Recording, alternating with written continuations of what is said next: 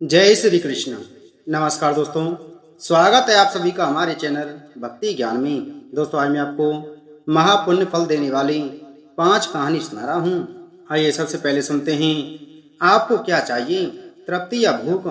एक समय की बात है कि एक सेठ जी नदी पर आत्महत्या करने जा रहा था। संयोग से एक लंगोटधारी संत भी वहां थे। संत ने उसे रोककर कारण पूछा तो सेठ ने बताया कि उसे व्यापार में बड़ी हानि हो गई है। संत ने मुस्कुराते हुए कहा, बस इतनी सी बात है, चलो मेरे साथ, मैं अपने तपोबल से लक्ष्मी जी को तुम्हारे सामने बुला दूंगा, फिर उनसे जो चाहे मांग लेना। सेठ उनके साथ चल पड़ा। कुटिया में पहुंचकर संत ने लक्ष्मी जी को साक्षात प्रकट कर दिया। वे इतनी सुंदर थीं कि सेठ अवाक रह गया और धन मांगना भूल गया। देखते देखते सेठ की दृष्टि उनके चरणों पर पड़ी। उनके चरण मैल से सने हुए थे। सेठ ने हैरानी से पूछा, माँ, आपके चरणों में यह मैल कैसी लगी हुई है? माँ ने कहा, पुत्र, जो लोग भगवान को नहीं चाहते, मुझे ही चाहते हैं, वे पापी मेरे चरणों में अपना पाप से भरा माथा रगड़ते हैं। उनके माथे की मैल से मेरे चरण बिगड़ जाते हैं। ऐसा कहकर लक्ष्मी जी अंतर्ध्यान हो गईं। अब सेठ धन न मांगने की अपनी भूल पर पछताया और संत चरणों में गिरकर एक बार फिर उन्हें बुलाने का आग्रह करने लगा। संत ने लक्ष्मी जी को पुनः बुला दिया। इस बार लक्ष्मी जी के चरण तो चमक रहे थे, पर माथे पर धूल लगी हुई थी। पुनः अवाक होकर सेठ धन मांगना भूलकर पूछने लगा, माँ, आपके चरणों पर तो इस बार मैल नहीं लगा है, अब आपके माथे पर यह मैल कैसे लग गया है? लक्ष्मी जी ने कहा, पुत्र, यह मैल नहीं है, यह तो महाप्रसाद है। जो लोग भगवान को ही चाहते हैं, उनसे मुझे नहीं चाहते, उन भक्तों के चरणों में मैं अपना माथा रगड़ती हूँ। उनके चरणों की धूल से मेरा माथा पवित्र हो जाता है। लक्ष्मी जी ऐसा कहकर पुनः अंतर्ध्यान हो गईं। सेठ रोते हुए संत चरणों में गिर गया। संत ने मुस्कुराते हुए कहा, रो मत, मैं उन्हें फिर से बुला देता हूँ। सेठ ने रोते रोते कहा, नहीं स्वामी जी, वह बात नहीं है, आपने मुझ पर बड़ी कृपा की, मुझे जीवन का सबसे बड़ा पाठ मिल गया। अब मैं धन नहीं चाहता, अब तो मैं अपने बचे हुए जीवन में भगवान का ही भजन करूंगा। आइए दूसरी कहानी सुनते हैं, भगवान विष्णु और माता लक्ष्मी की कहानी। भगवान विष्णु या माता लक्ष्मी पढ़ी। एक बार भगवान नारायण लक्ष्मी जी से बोले, लोगों में कितनी भक्ति बढ़ गई है, सब नारायण नारायण कहते हैं। तो लक्ष्मी जी बोली, आपको पाने के लिए नहीं, मुझे पाने के लिए भक्ति बढ़ गई है। तो भगवान बोले, लोग लक्ष्मी लक्ष्मी ऐसा जाप थोड़े ही ना करते हैं। तो माता लक्ष्मी बोली कि विश्वास ना हो तो परीक्षा हो जाए। भगवान नारायण एक गांव में एक ब्राह्मण का रूप धारण करके गए। एक घर का दरवाजा खटखटाया। घर के जजमान ने दरवाजा खोलकर पूछा, आप कौन हैं और कहां से आए हैं? तो भगवान बोले, हम तुम्हारे नगर में भगवान का कथा कीर्तन करना चाहते हैं। जजमान बोला, ठीक है महाराज, जब तक कथा होगी आप मेरे ही घर में रहना। गांव के कुछ लोग इकट्ठा हो गए और सब तैयारी कर दी। पहले दिन कुछ लोग आए। अब भगवान स्वयं कथा कह रहे थे तो संगत बढ़ी। दूसरे और तीसरे दिन और भी भीड़ हो गई। भगवान खुश हो गए कि कितनी भक्ति है लोगों के अंदर। लक्ष्मी माता ने सोचा, अब देखा जाए कि क्या चल रहा है।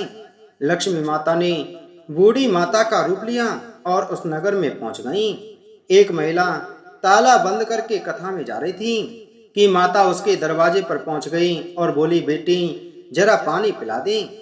तो वो महिला बोली, माता जी, दोपहर हो गई है, मेरे को प्रवचन में जाना है। लक्ष्मी माता बोली, पिला दे बेटी, थोड़ा सा पानी, बहुत प्यास लग रही है। तो वो महिला लोटा भर के पानी लाई। माता ने पानी पिया और लोटा वापस लौटाया तो लोटा सोने का हो गया। यह देखकर महिला अचंभित हो गई और कहने लगी, यह कैसी माया है, लोटा दिया था तो स्टील का था और वापस लिया तो सोने का, कैसी चमत्कारी माता जी हैं। अब तो वो महिला हाथ जोड़कर कहने लगी कि माता जी, आपको भूख भी लग रही होगी, खाना खा लीजिए। ये सोचा कि खाना खाएगी तो थाली कटोरी चम्मच गिलास आदि भी सोने के हो जाएंगे। माता लक्ष्मी बोली, तुम जाओ बेटी, तुम्हारा प्रवचन का टाइम हो गया है। वह महिला प्रवचन में आई तो सही, लेकिन आसपास की महिलाओं को सारी बात बताई। अब महिलाएं यह बात सुनकर चालू सत्संग में से उठकर चली गईं। अगले दिन से कथा में लोगों की संख्या कम हो गई। तो भगवान ने पूछा कि लोगों की संख्या कैसे कम हो गई है। किसी ने कहा कि एक चमत्कारी माताजी आई है नगर में, जिसके घर से दूध पीती हैं तो गिलास सोने का हो जाता है, थाली में रोटी सब्जी खाती हैं तो थाली सोने की हो जाती है। उसके कारण लोग प्रवचन में नहीं आते। भगवान नारायण समझ गए कि लक्ष्मी जी का आगमन हो चुका है। इतनी बात सुनते ही देखा कि जो जजमान सेठ जी थे वो भी उठ खड़े हो गए और खिसक लिए। पहुंचे माता लक्ष्मी जी के पास, बोले, माता जी, मैं तो भगवान जी की कथा का आयोजन कर रहा था और आपने मेरे घर को ही छोड़ दिया। माता लक्ष्मी बोली, तुम्हारे घर तो मैं सबसे पहले आने वाली थी, लेकिन तुमने अपने घर में जिस कथाकार को ठहराया है ना, वो चला जाए तभी मैं आऊंगी। सेठ जी बोले, बस इतनी सी बात, अभी उनको धर्मशाला में कमरा दिलवा देता हूँ। जैसे ही महाराज भगवान कथाकार के घर आए तो सेठ जी बोले, महाराज आप अपना बिस्तर डाल दो, आपकी व्यवस्था अब से धर्मशाला में कर दी गई है।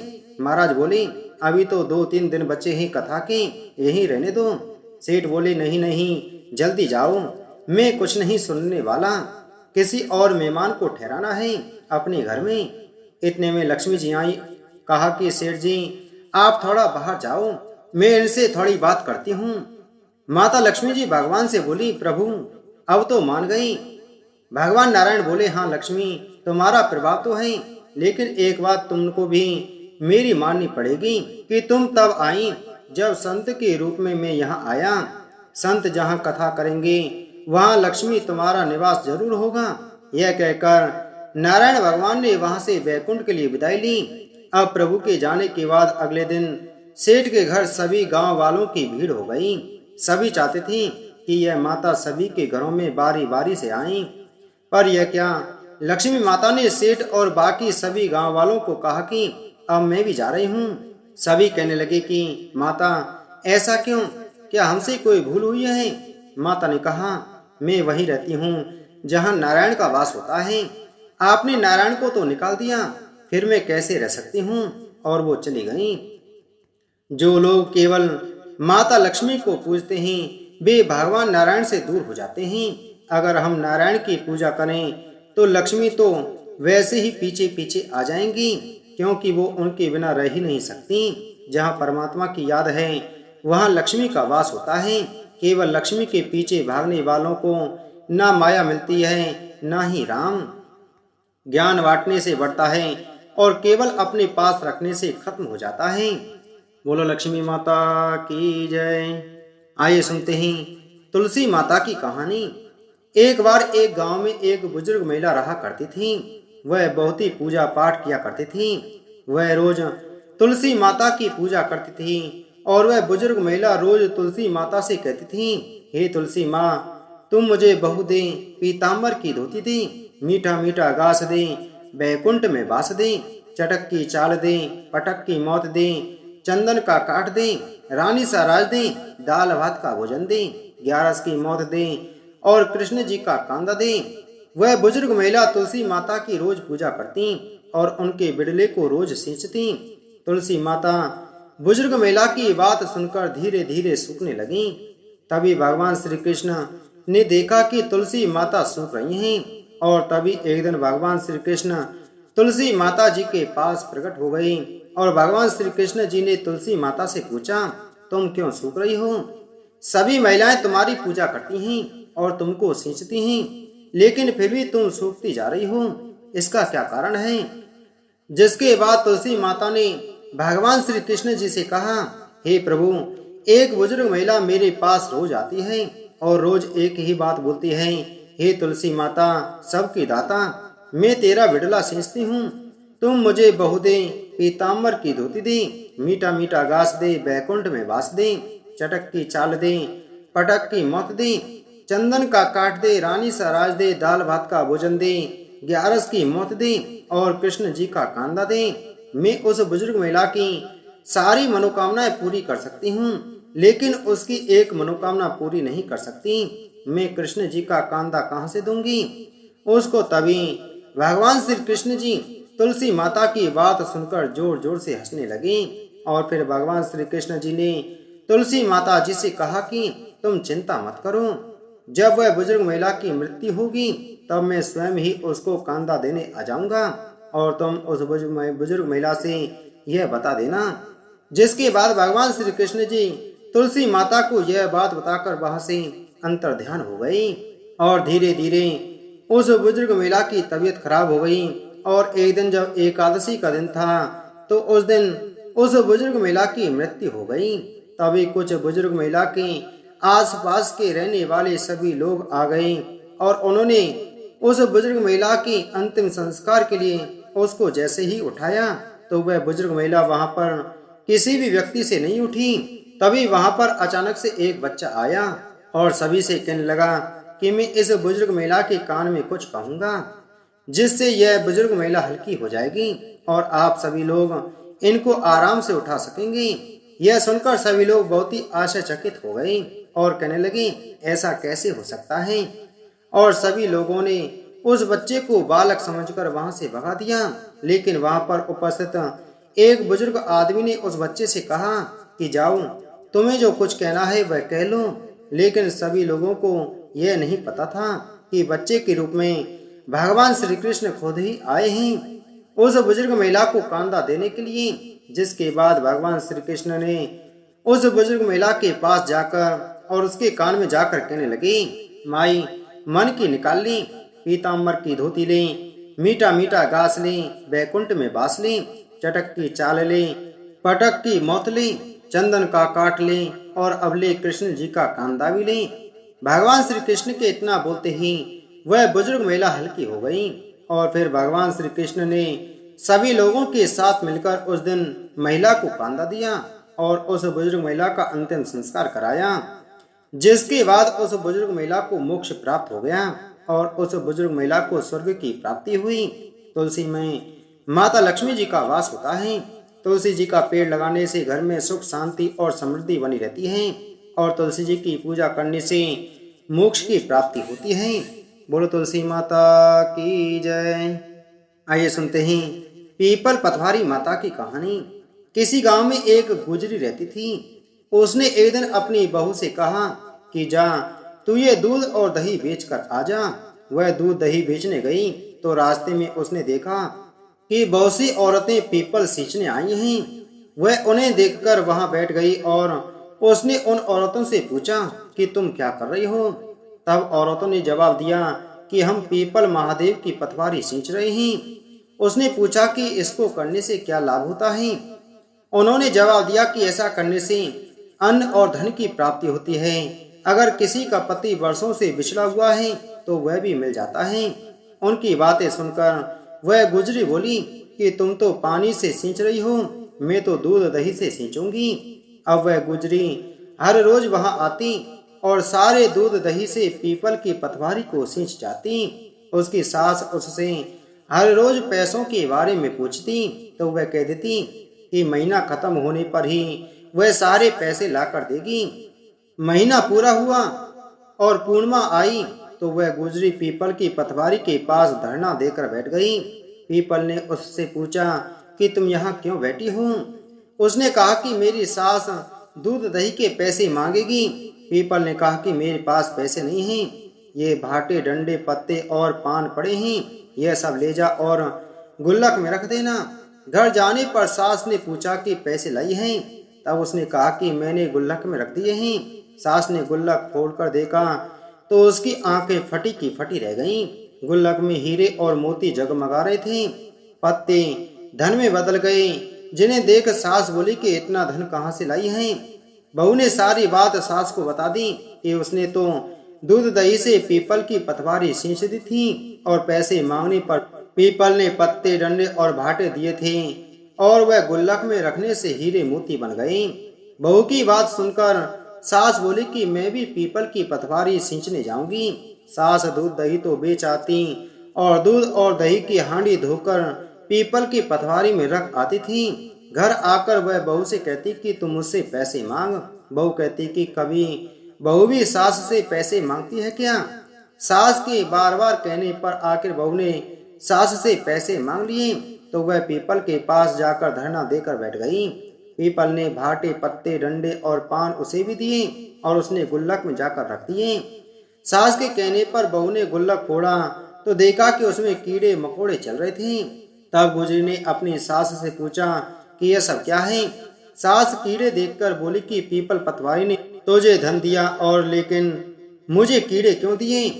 इस पर सभी औरतें बोली कि तुम्हारी बहू ने सभी कुछ सच्चे मन से किया था, लेकिन तुमने धन के लालच में आकर यह सब किया, इसलिए पतवारी माता ने तुम्हें धन की जगह कीड़े मकोड़े दिए हैं। इसलिए हाथ जोड़कर कहना चाहिए कि हे पतवारी माता, जैसा आपने बहू को दिया वैसा ही अपने भक्तों को देना। बोलो पीपल पतवारी माता की जय। आइए सुनते हैं धरती माता की कहानी। प्राचीन समय की बात है। एक गांव में एक माँ और उसका बेटा बेटी रहा करते थे। माँ गरीब थी, वह मजदूरी करके अपने परिवार का पेट भरती थी। धीरे धीरे दिन गुजरते गए और बच्चे बड़े होने लगे। बेटी शादी के योग्य हो गई। तब माँ बूढ़ी हो गई। माँ ने अपने बेटे से कहा कि बेटा, तेरी बहन शादी के योग्य हो गई है, इसलिए तेरे जैसा घर वर देखकर उसकी शादी करना। ऐसा बोलकर माँ तो कुछ दिनों बाद मर गई। उसका भाई गांव गांव में घूमा, लेकिन बहन के योग्य पति नहीं मिला। वह घूम घूम कर थक गया था और एक दिन सोचने लगा कि मेरे जैसा तो इस दुनिया में कोई नहीं है, इसलिए मैं ही इससे शादी कर लेता हूँ। ऐसा सोचकर वह चुनरी और शादी के लिए सब सामान ले आया। तब उसकी बहन ने पूछा कि भाई, तुम यह सब सामान क्यों लेकर के आए हो? तब उसके भाई ने कहा कि बहन, यह सब सामान तुम्हारी शादी के लिए लेकर आया हूँ। गांव वालों ने बहन से कहा कि तुम्हारा भाई ही तुमसे शादी करने वाला है। तब बहन ने जाकर अपने भाई से पूछा कि भाई, मेरी शादी किससे कर रहे हो? इस पर भाई ने कोई जवाब नहीं दिया। तब बहन समझ गई। उसने एक लोटे में जल लिया, चुनरी ली और चप्पल पहनकर जंगल की तरफ चली गई। जंगल में गाय चराने वाले ग्वालों ने उससे पूछा कि कहाँ जा रही हो? तो वह कुछ नहीं बोली। वन में जाकर वह धरती माता को पुकारने लगी और बोली कि हे धरती माँ, अब तुम ही मेरी लाज रखना, वरना अनर्थ हो जाएगा।